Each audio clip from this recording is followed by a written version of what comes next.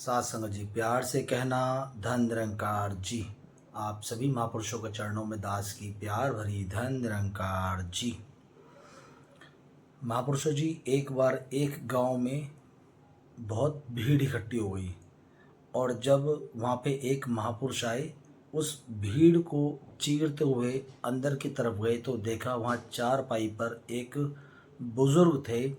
वो अपने बिल्कुल अंतिम क्षणों में थे, मतलब वो बिल्कुल मृत्यु के नज़दीक थे, लेकिन इतना दर्द बर्दाश्त कर रहे थे, उनके प्राण फिर भी निकल नहीं रहे थे।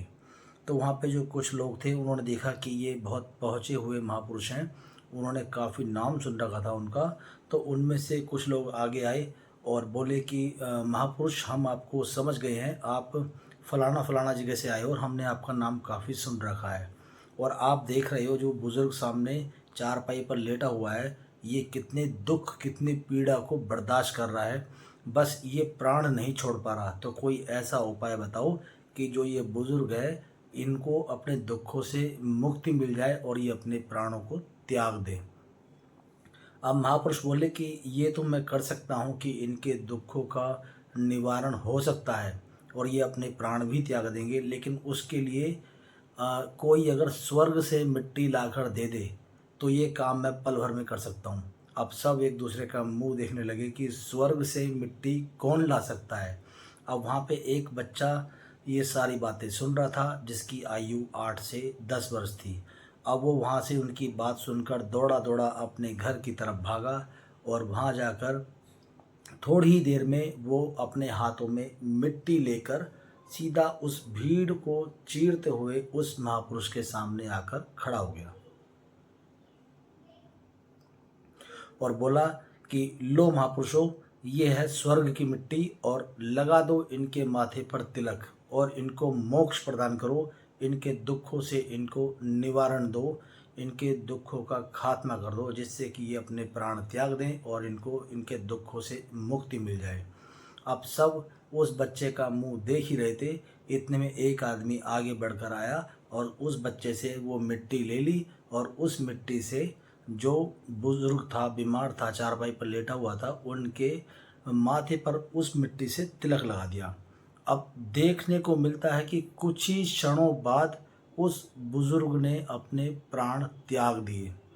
अब सब देख रहे थे सारा चमत्कार, ये एकदम से क्या हुआ, लेकिन सबको हैरानी इस बात की थी कि स्वर्ग से मिट्टी लाया कौन, और ये बच्चा स्वर्ग से मिट्टी कौन कैसे ला सकता है।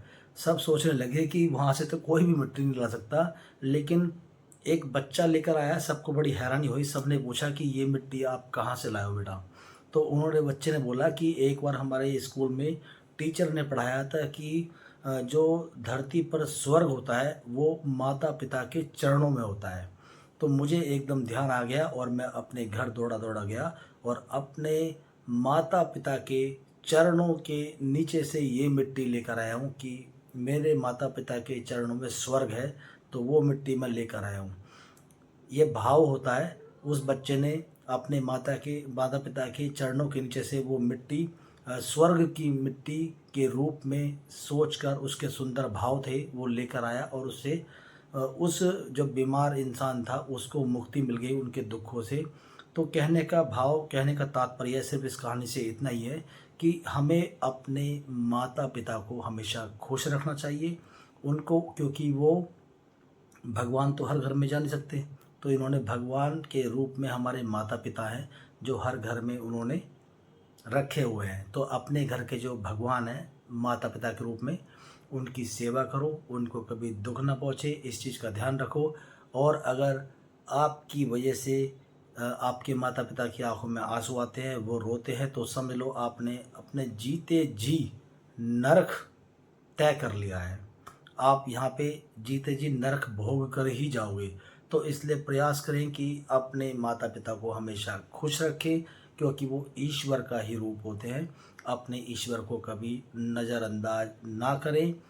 तीर्थ जाओ, जहाँ आपकी इच्छा करे वहाँ जाओ, जो मर्जी करो, लेकिन जो घर के हमारे भगवान हैं उनको हमेशा खुश रखने का प्रयास करो, क्योंकि अगर हमारे घर के भगवान खुश होंगे मतलब हमारे माता पिता खुश होंगे तो ईश्वर हमेशा खुश होगा। साथ संगत जी, प्यार से कहना धन निरंकार जी।